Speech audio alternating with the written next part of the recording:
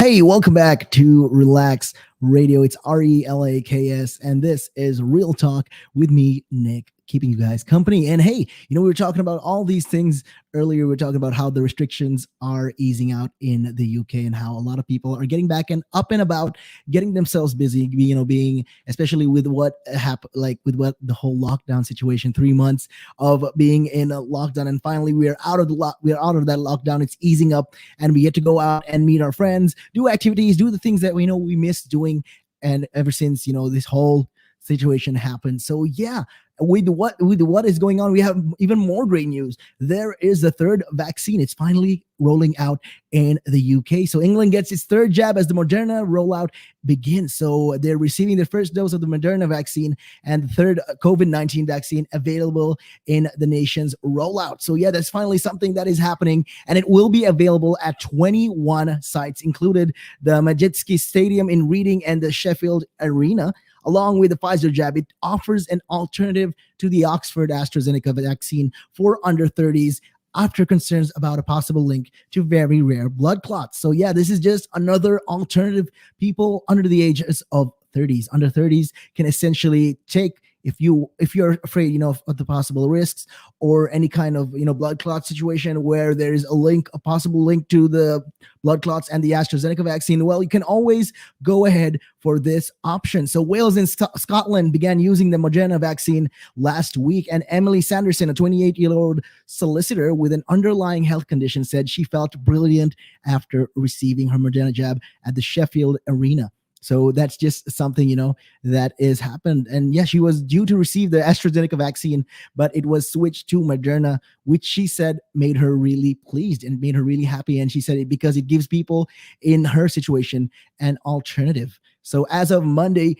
32.25 million doses of the first doses of a COVID vaccine had been given in the UK, as well as 7 million second jabs. So this is all in accordance to the latest government data that is shown. So yeah, Professor Stephen Powis, the medical director of the NHS England, said a third jab in our armory marked another milestone in the vaccine program. And hopefully, with the third vaccine being there, the numbers, the rates rather of infections will reduce. So the amount of people getting infected and all getting sick and ill will actually reduce. And that might hopefully break the link between the amounts of infections and the transmission. So he also said, Professor Stephens also said that more sites would offer the Moderna vaccine as further supplies arrive. And he urged people to come forward for vaccinations when they are invited, saying the vaccines were our hope at the end of a year like no other. So that's just something that he is,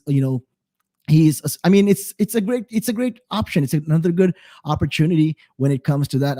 People can finally have another alternative, and instead of taking the AstraZeneca vaccine, because of a lot of people under the ages of 30s had their concerns. So yeah, the first people to receive the first person rather to receive the Moderna vaccine in the UK was a 24-year-old unpaid carer, Elle Taylor, from the Carmarthenshire in Wales. So she said she was very excited and happy that being vaccinated meant she could care for her grandmother more properly and safely. So yeah, the Moderna vaccine uses a very similar innovative RNA technology to the Pfizer vaccine, but it is stored at temperatures of minus 20 degrees Celsius, like a normal freezer, compared to 70 degrees Celsius for the Pfizer vaccine. So it can also be stored for 30 days at a normal fridge temperature. So that is something, you can actually look forward to if you ever want to get the vaccine and you're having difficulties figuring out, how am I going to store this? Will it even store in my fridge? Well,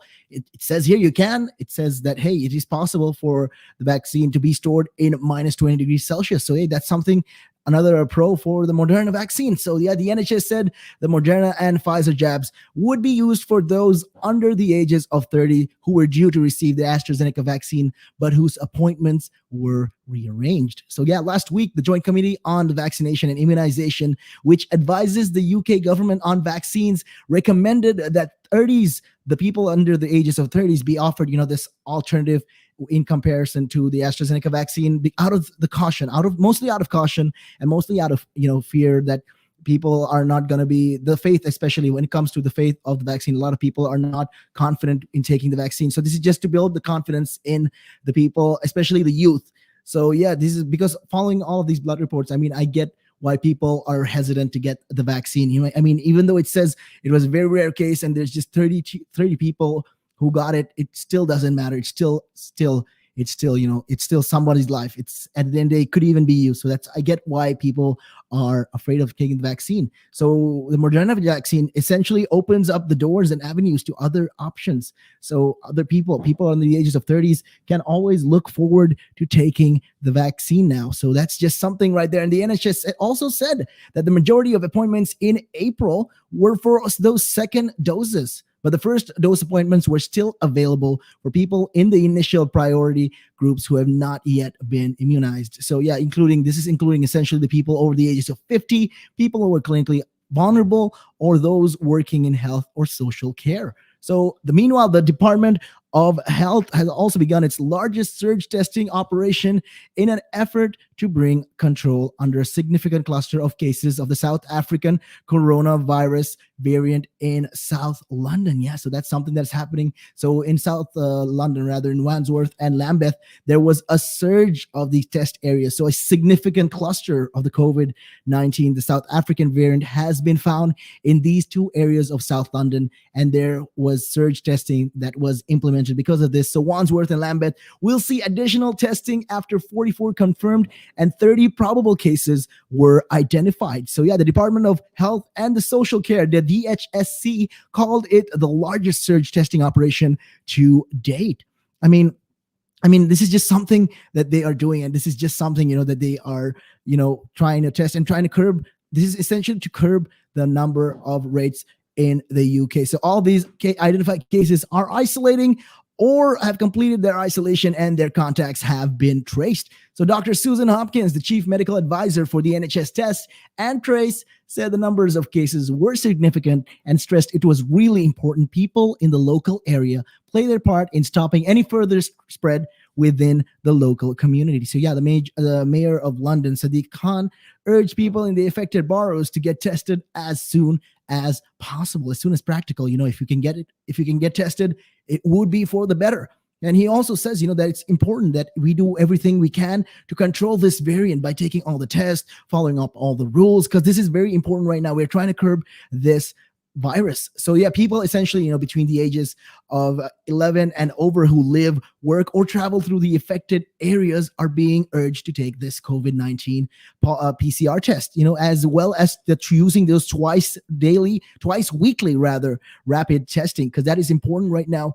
With the government is providing all of that. And yeah, the positive, results from these PCR tests will be sent for genomic sequencing at specialist labs, because hey, the UK is the number one when it comes to genomic sequencing. So our technology right now, because of our database, we have one of the largest databases in the world when it comes to this. So this is something that is also, if you stay isolated, if you be careful, hey, this is the spread of the virus is just gonna slow down. The rate of the virus infections will slow down. So the first case was found in early March, and the DHSC said that the testing operation was aimed at suppressing any possible new cases of the variant. So yeah, Dr. Hopkins also said that around 1 in those 3 people with COVID don't show any symptoms, but taking part, you can protect yourself, your loved ones, help us and help them, identify any possible new cases that would otherwise be missed, preventing further transmissions